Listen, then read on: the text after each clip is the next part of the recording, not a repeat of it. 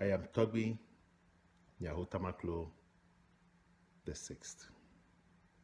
I'm a founding member and a vice president for the Coalition for the Canadian Police Reform.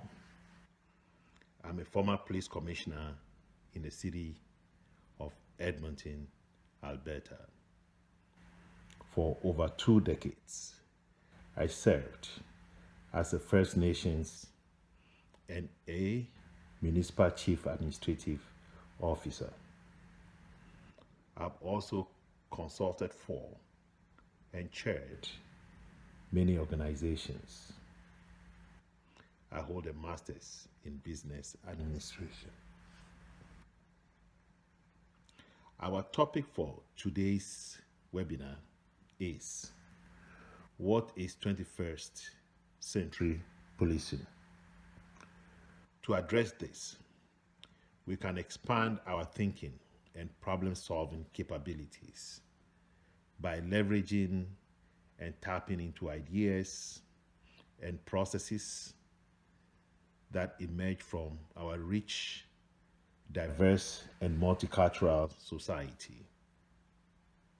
One such powerful idea, perspective, and approach to viewing and working with an increasingly more diverse society, elevated globally by leaders like President Nelson Mandela and Bishop Desmond Tutu of South Africa, is Ubuntu. Ubuntu says, I am because you are. Can Ubuntu be enough in approaching challenging issues of policing?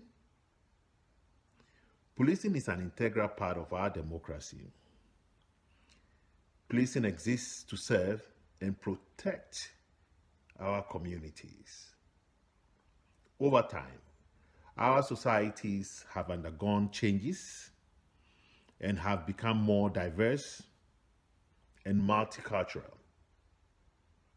The incidence of mental challenges has increased. Homelessness is on the rise.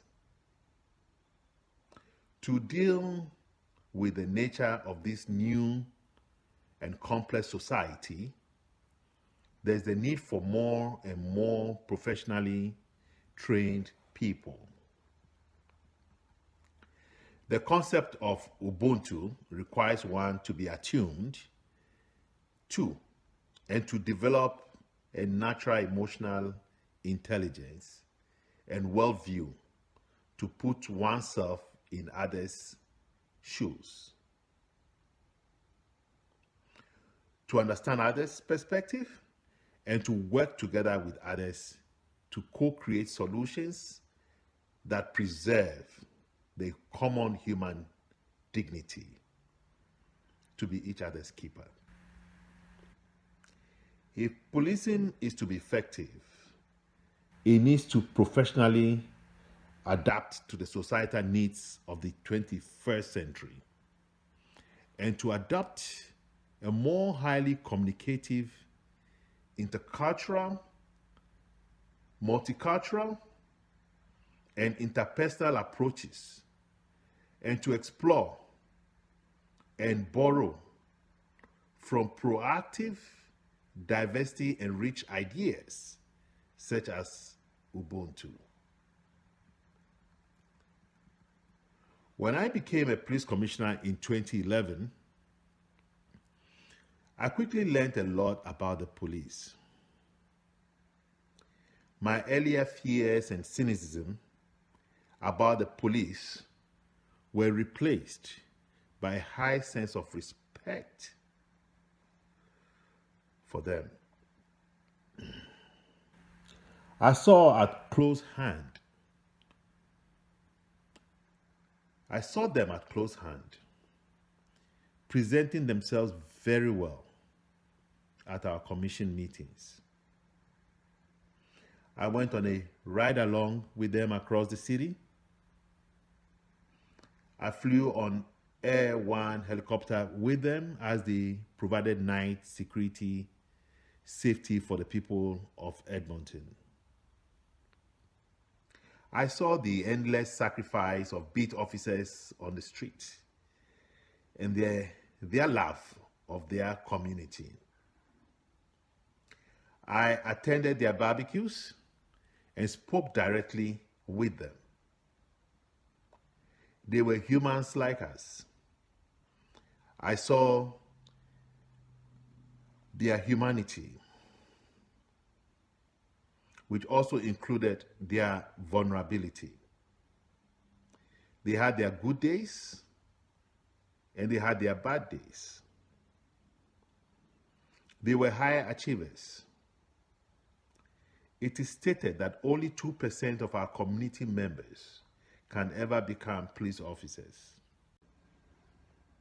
In my earlier experiences, I also noted what happens when we fail to provide adequate professional development training to our police. I recall from my 13 years of serving and living on an indigenous First Nations community as a chief executive officer in 1995.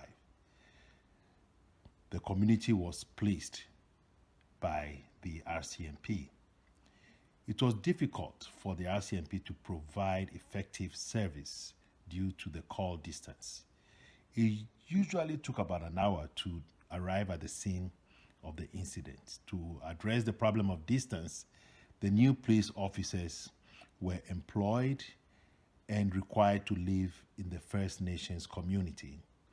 It was an impossible environment for the police to thrive in.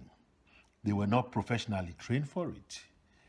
These challenges ultimately led to the creation of one of the first tripartite police involving the feds, the province, and the First Nations. This arrangement meant community members were now employed and trained as police officers headed by the RCMP Chief of Police. Today, we have several self-administered police for many First Nation communities to effectively serve the needs of the indigenous population. This is an effort to address the lack of 21st century professional training standards. In 2010, there was an increased outrage by the Somalis in Edmonton. The Somalis perceived that the police were not treating their homicides fairly. There were several homicides of Somali men with very low clearance rates. When I became police commissioner in the city of Edmonton, my first request was for a breakdown in the homicides by demographics, as well as a breakdown of the clearance rates by demographics. I began to make sense of the differentials in the rates of the homicidal solutions.